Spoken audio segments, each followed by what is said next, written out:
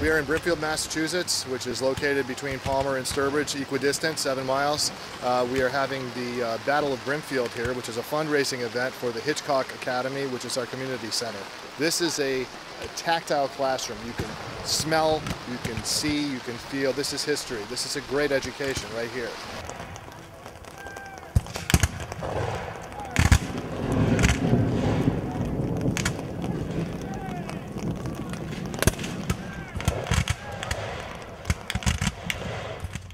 There's an experience you as a recruit have. It only happens one time. It's called seeing the elephant.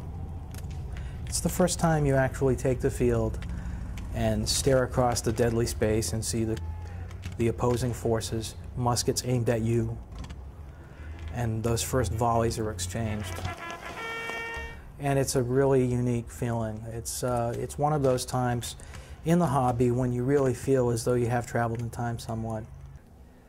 It doesn't necessarily happen in battle. It can, but it's more so in those quieter moments.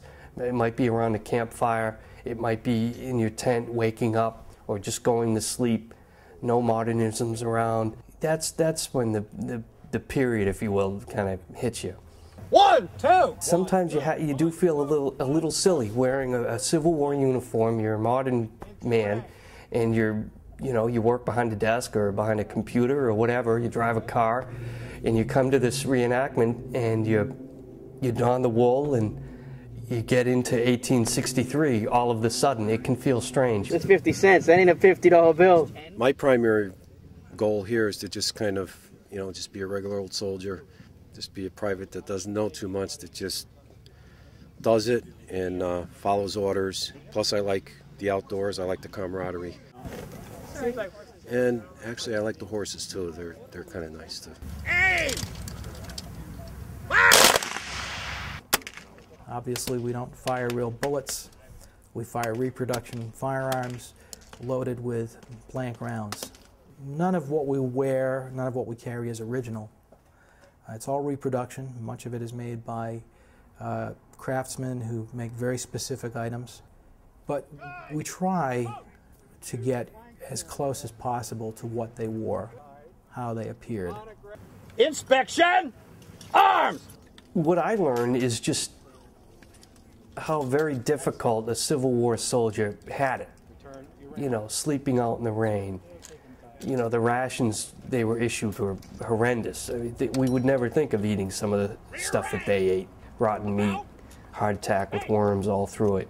Break ranks. Hard. A lot of these guys were real young guys, 18, 19, that were officers and that rose through the ranks, which is amazing. People half my age, and that's who fought it. And they were all citizen soldiers. They were in the job on the way. Company, bifiles left, march! Often, if they were not casualties in the war, when they came back, they often had shortened lives. The Chickamauga, the 150th anniversary, I had a relative that was killed there, well documented. We have the papers at home and so forth, and he was 19 years old. I think it really came down to that, it was always in the background, but this was something that I could do to honor those, not just my relatives, but those that fought and sacrificed themselves for the benefit of this country. Support arms! I wanted to be in the Union.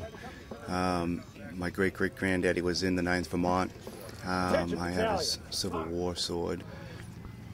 They have so many men up here in the north, and it's very difficult to get into. They really are looking for people to shoot at, you know what I'm saying? So you go to the Confederacy, and they just open their arms. They're like, please come in, so I didn't even told my grandmother I'm in the Confederacy because she's the one who gave me the sword, her and my grandfather.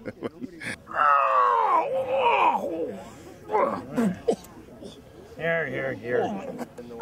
You're fine. Fine, how am I going to eat without my teeth? About 600,000 Americans, both Union and Confederate, died over the course of the Civil War. 2/3 of them did not die directly of their wounds. There was a gentleman in the 28th Massachusetts. He wrote home to his wife and he said, I received a neat wound, meaning not such a big deal, in the battle the other day. I expect I'll be in hospital a few days. Well, he went into the hospital, and because of the treatment he received, he developed a blood poisoning and was dead within a few days. From that, it wasn't the wound, it was the treatment. It was really sad, part of American history, to see the loss of life and destruction, and families and widows and orphans. But on Sunday night, we get to go home into our warm beds and have a hot shower, and they didn't. So it keeps it in perspective as well. It's extremely unique, and it's an awful lot of fun.